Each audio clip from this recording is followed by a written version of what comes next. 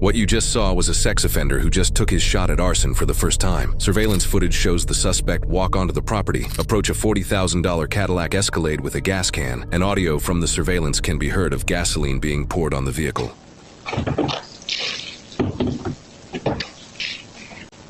He then lights the vehicle on fire, likely with a lighter or a match, drops the gas can on the grass, and accidentally sets himself on fire as the vehicle bursts into flames. He then runs off the property in a panic. What happens next, though, would be even more unexpected.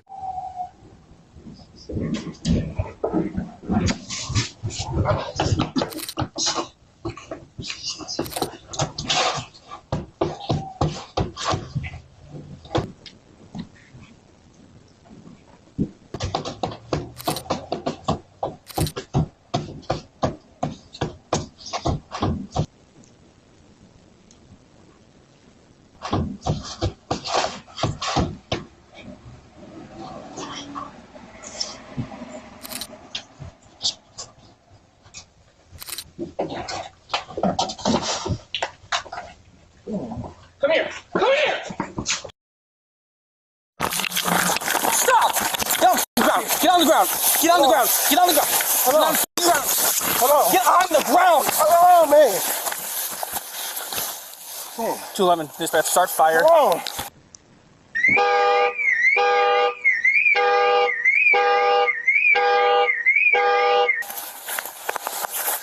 Hello. He lit a car on fire. Hello. Stop resisting. Get on the ground. Hello. Send me another. We're in the area of... Hello, man. I got a pin. Shut up!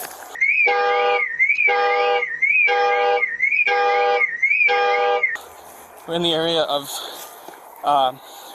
Boulevard. And I got a pin. get on your stomach. I got a pin. I got a pin. Stop resisting.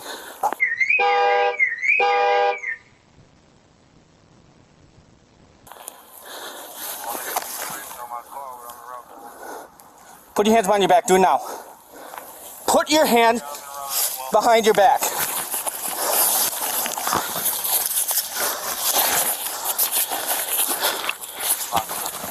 .211 dispatch.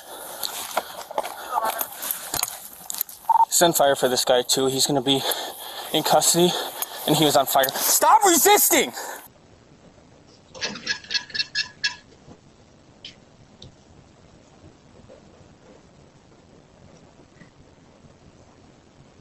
I'm trying to. Stop fucking resisting!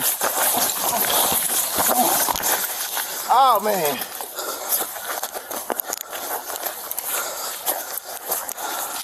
Give me your hand.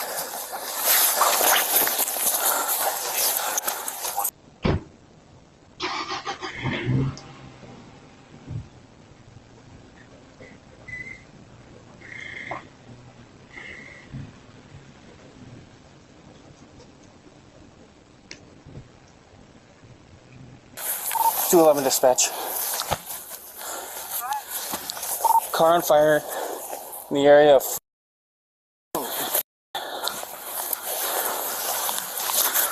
Why'd you light that car on fire? Get my feet. Get my feet. Oh. Dispatch is fully involved and the use of force. How are you for? Shut up.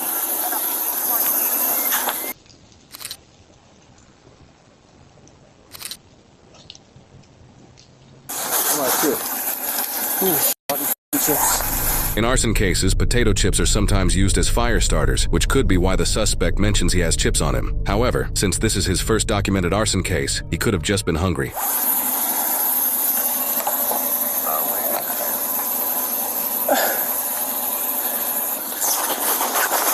Anything else on you there and you know about?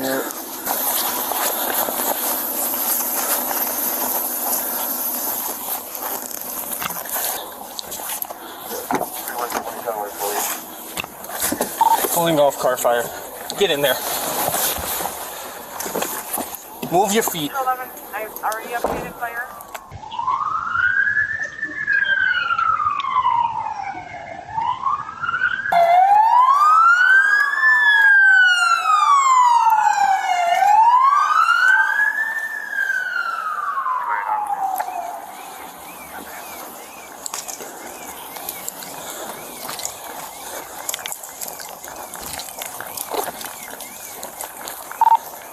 211 with a plate for the vehicle that's on fire.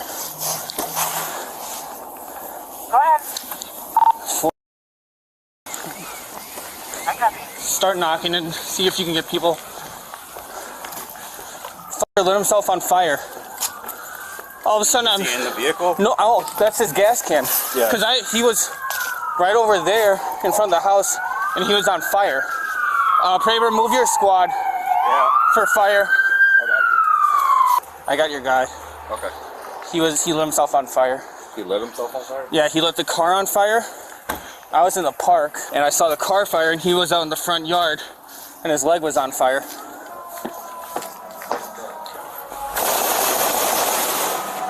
Anyone from Island's houses at all? Somebody parked and came in, but I didn't see anybody come out.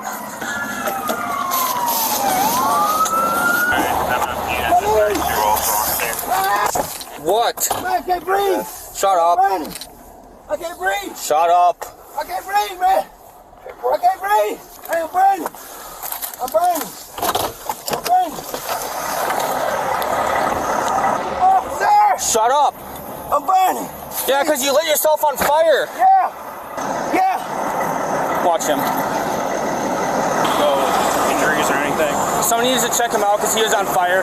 Okay, you got a med unit coming? Yeah, that's fine. We're gonna deal with this. Yeah, deal with that. He can wait. Is that your Escalade? That's your Escalade? Yeah. Okay, you got your ID, boss? I gotta go get out the house. Okay. Is that gas can? Yep. You saw him? I saw him on the front, but his left leg was on fire.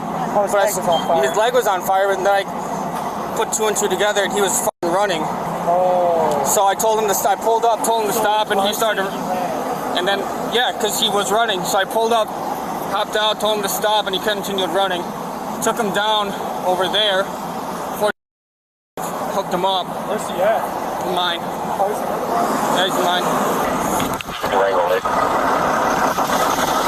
After police spoke further with the victim who owns the Cadillac Escalade, he revealed his vehicle was worth approximately $40,000 and that he didn't give anyone permission to set his car on fire. He also said that he doesn't know who the suspect is. The suspect, Stephen, has a wide range of criminal history, including being a sex offender and not registering himself as one, domestic battery, soliciting a child for and tampering with a GPS device, while he had never had any history of committing arson. For this case, he was charged with felony arson of a property other than a building, felony bail jumping, and resisting obstructing. After pleading guilty to all three charges, he was sentenced to 2 years in prison and 2 years of extended supervision. He was also ordered to have no contact with the victim, pursue and maintain employment, complete a mental health evaluation, and to pay $14,106.52 in restitution to the victim. While Milwaukee, Wisconsin has a history of large amounts of arson incidents in previous years, recent data from the Milwaukee Police Department suggests arson-involved crimes are actually beginning to trend down, with a 41% decrease from 2025 to 2026. Throughout the past 10 years, police in Milwaukee and around the country have taken measures to help prevent and deal with arson cases, working closely with fire departments, partnering with federal departments like ATF, and increasing advertisements for the public to report suspicious activity are some of the many strategies police departments around the country have employed and continue to practice to deal with arson cases. This isn't rare in Milwaukee because over the past several years, the city has seen hundreds of arson incidents. They had 289 in 2020, 247 in 2021, 255 in 2022, and still 200 in 2023. That's homes, cars, and neighborhoods left damaged and first responders answering calls that should never have been made. Fighting arson is about strategy, fast 911 responses, cameras that catch movement, and good investigation to catch patterns before another fire starts. So when the officer finds this suspect on the sidewalk in flames, that's strong evidence of something no arsonist probably thinks about. People start fires for a few reasons. Some are obsessed with flames, some are trying to hide something else, and some are chasing insurance money. And a lot of times it's just revenge turned violent. Fire doesn't stay where you put it because cars can explode, smoke spreads, and suddenly everyone nearby is in your mess. You don't get to start a fire, then act surprised when the heat comes back on you.